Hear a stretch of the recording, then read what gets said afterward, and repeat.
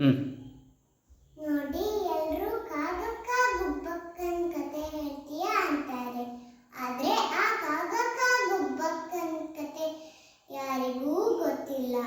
ಆ ಕಥೆನ ನಾನು ಇವತ್ತು ಹೇಳ್ತೇನೆ. ಒಂದಲ್ಲ ಒಂದು ಊರಲ್ಲಿ ಕಾಗಕ್ಕ ಮತ್ತೆ ಗುಬ್ಬಕ್ಕ ಇದ್ರು. ಅವರಿಬ್ರು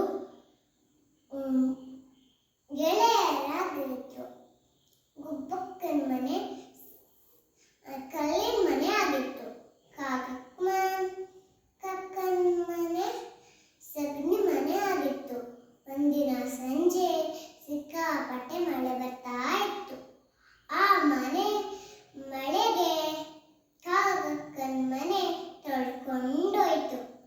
ಕಾಕಕ್ಕನ್ಗೆ ಏನ್ ಮಾಡ್ಬೇಕು ಅಂತಾನೆ ಗೊತ್ತಾಗ್ಲಿಲ್ಲ. ಅದಕ್ಕೆ ಗುಬ್ಬಕ್ಕನ ಮನೆಗೆ ಬಂದು ಬಾಗಲ್ ಬಡಿತು. ಟಕ್ ಟಕ್ ಟಕ್ ಟಕ್. ಯಾರು? ನಾನು ಕಾಗಕ್ಕ ಬಂದೆ, ಮಕ್ಕಳಿಗೆ ಊಟ ಮಾಡಿಸ್ತಾ ಇದ್ದೆ ಅಂತು. ಹೊರಗಡೆ ಚಳಿಗೆ ಕಾಗಕ್ಕ ಗಡಗಡ ಅಂತ ನಡಕ್ತಾ ಇತ್ತು ಪಾಪ.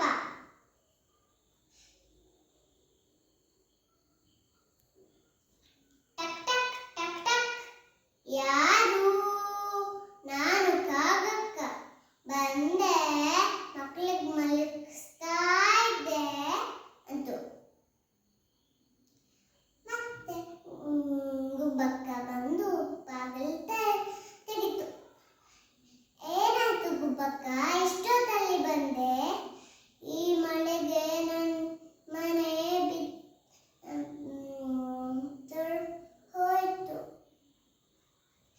ಅದಕ್ಕೆ ನಿನ್ನ ಮನೆಯಲ್ಲಾದ್ರೂ ಮಲಗುವ ಅಂತ ಬಂದೆ. ಎಲ್ಲಿ ಮಲಗ್ತೀಯಾ? ತೊಟ್ಟೆ ಕೆಳಗ, ಒಲೆ ಮೂಲೆಲ ಅಥವಾ ಬಾಗಲ್ ಸಂದಿಲ ಅಂತ ಕೇಳ್ತು. ಒಲೆ ಬದಿ ಬೇಡ, ಸುಟ್ಟೋದ್ರೆ ಕಷ್ಟ. ಬಾಗಲ್ ಸಂದಿಲೂ ಬೇಡ, ತೊಟ್ಟಿಲ್ ಕೆಳಗಡೆ ಆಗ್ಬೋದು ಅಂತ ತೊಟ್ಟಿಲ್ ಕೆಳಗಡೆ ಹಾಸಿಗೆ ಮಾಡಿಕೊಡ್ತು. ಸುಮಾರು ಹೊತ್ತಾದ್ಮೇಲೆ ಕಟುಂ ಕಟುಂ ಅಂತ ಶಬ್ದ ಬಂತು. ಅದೆಂತದೇ ಕಾಗಕ್ಕ ಅಂತ ಕೇಳ್ತು ಗುಬ್ಬಕ್ಕ. ಕಾಗಕ್ಕ ಅಂತೂ ಅಕ್ಕನ ಮನೆಗೆ ಹೋಗಿದ್ದೆ, 3 ಬೆಳ್ಳೆ ತಂದಿದ್ದೆ. ಒಂದು ಸುಟ್ಟೋಯ್ತು, ಒಂದು ಕತ್ತೋಯ್ತು, ಒಂದು ನಾ ತಿಂದೆ ಅಂತ. ಸರಿ ಅಂತ ಗುಬ್ಬಕ್ಕ ಮಾಡ್ಕೊಡ್ತು. ಬೆಳಿಗ್ಗೆ ಎದ್ದು ನೋಡಿದ್ರೆ ತೊಟ್ಲಲ್ಲಿ ಗುಬ್ಬಿ ಮರಿನೇ ಇಲ್ಲ.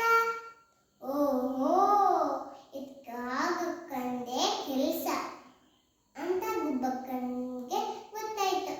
ಕಾಗಕ್ಕನಿಗೆ ಸರಿಯಾಗಿ ಬುದ್ಧಿ ಕಲಿಸ್ಬೇಕು ಅಂತ ತೀರ್ಮಾನ ಮಾಡ್ತು. ಮತ್ತೆ ಗುಬ್ಬಕ್ಕ ಏನ್ ಮಾಡ್ತು ಗೊತ್ತಾ?